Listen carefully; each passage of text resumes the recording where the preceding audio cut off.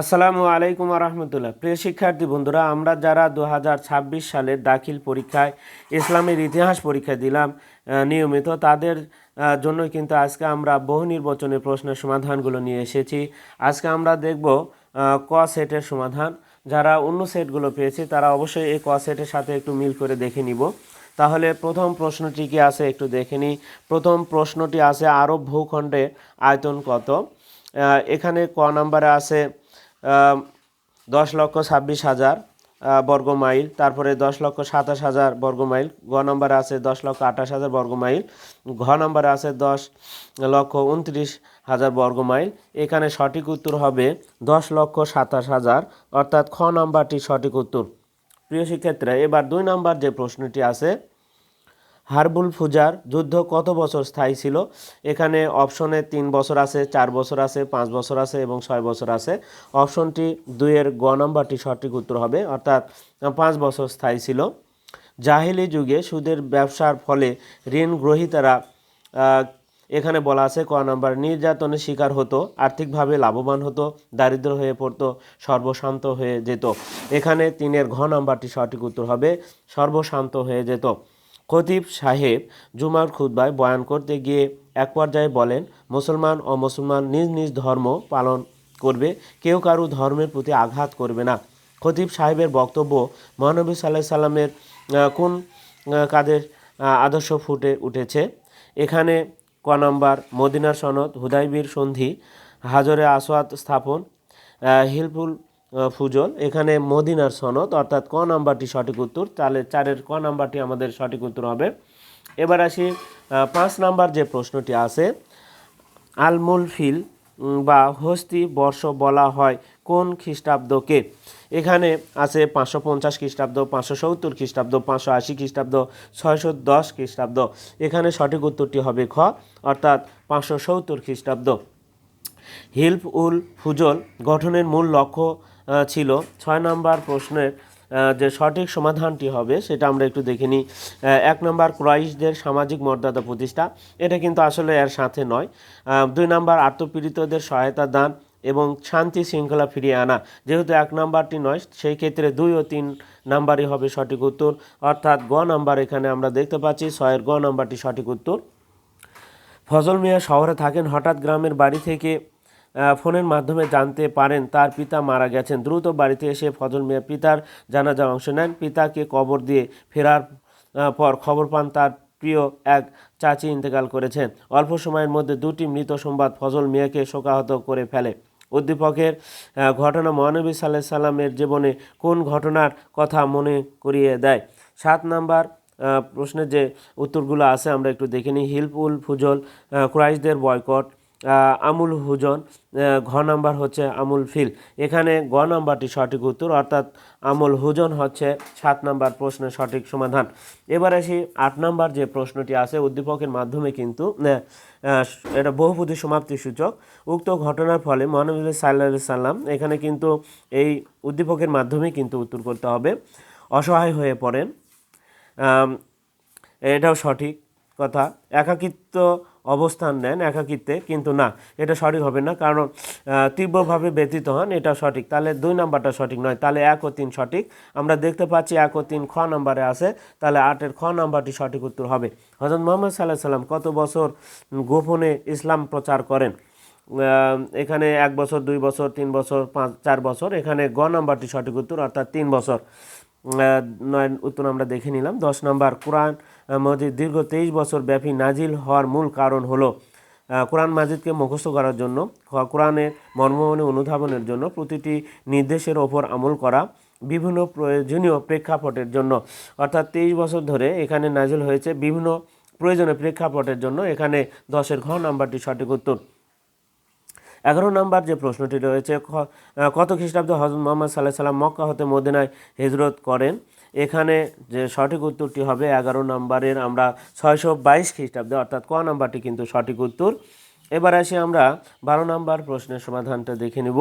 মুনাফিক সর্দার আবদুল্লাহ বিন উবাই কোন বংশীয় লোক ছিলেন।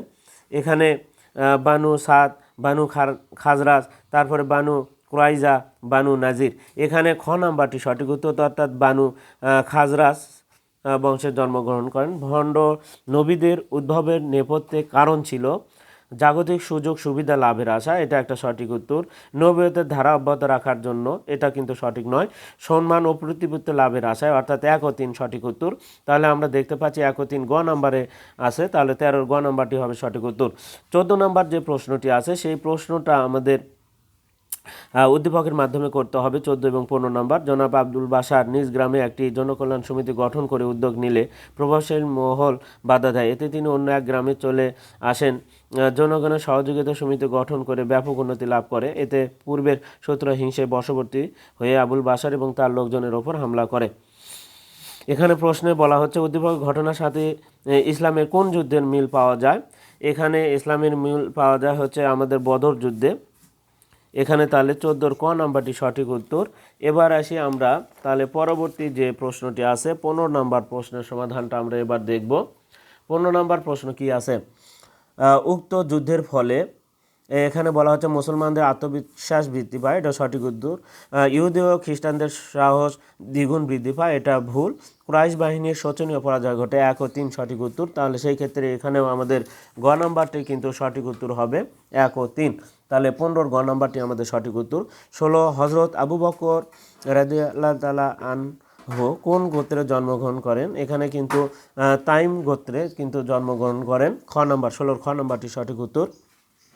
খন্দকের যুদ্ধকে আহজাবের যুদ্ধ বলার কারণ, এটা সম্মিলিত শক্তি সমূহে আক্রমণের কারণে, অর্থাৎ ঘ নাম্বারটি আমাদের এখানে ঘ নাম্বারটি সঠিক উত্তর হবে 17।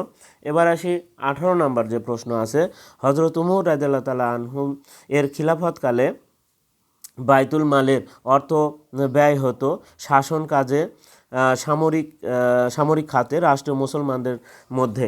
এখানে কিন্তু 3টি সঠিক উত্তর। তাহলে সেই ক্ষেত্রে আমাদের ঘ নাম্বারটি সঠিক উত্তর হবে, তাহলে 18 ঘ নাম্বার। এবার আসি 19 নাম্বার যে উদ্দীপকের মাধ্যমে উত্তর করতে হবে। প্রশ্ন আছে খিলাফতের শাসক খোলাফায়ে রাশিদিনের কোন খলিফার অনুসরণ করেন। কোন খলিফার? হজরত আবু বকর, অর্থাৎ উদ্দীপকের আলোকে ক নাম্বারটি সঠিক উত্তর হবে। আবু বকর রাদিয়াল্লাহু তাআলা আনহুর খিলাফতের অনুসরণ করেন। এবার আসি দেওয়ান উল খারাজ কে প্রতিষ্ঠা করেন। দেওয়ান উল খারাজ এটা প্রতিষ্ঠা করেন হজরত উমর রাদিয়াল্লাহু তাআলা আনহু, হজরত ওমর। তাহলে 20 খ নম্বরটি সঠিক উত্তর। 21 ওসি ও মসি দ্বারা ইসলামের সেবা করেন কোন খলিফা। ওসি তরোয়ার আর এর মাধ্যমে সেটা এখানে হজরত আলী রাদিয়াল্লাহু তাআলা আনহু, হজরত আলী রাদিয়াল্লাহু তাআলা আনহু, অর্থাৎ 21 ঘ নম্বরটি সঠিক উত্তর। মোহাম্মদ ঘুরির আক্রমণকালে সমগ্র ভারত ক্ষুদ্র ক্ষুদ্র রাজ্যে বিভক্ত হয়ে পড়ে কেন। এখানে আসলে সঠিক উত্তরটি হবে ভারতে কোনো কেন্দ্রীয় শক্তি না থাকার কারণে, অর্থাৎ সেই ক্ষেত্রে 22 ক নাম্বারটি সঠিক উত্তর হবে। এবার আসি আমরা পরের যে প্রশ্নটা আছে 23 নাম্বার। উদ্দীপক থেকে আমাদের উত্তরগুলো করতে হবে। 23 এবং 24 নাম্বার প্রশ্ন, উদ্দীপকের ঘটনা কোন খলিফার সময়কালের কথা মনে করিয়ে দেয়। এখানে হজরত আলী রাদিয়াল্লাহু তাআলা আনহুর আমলের কথা মনে করিয়ে দেয়, অর্থাৎ 23 ঘ নাম্বারটি সঠিক উত্তর হবে।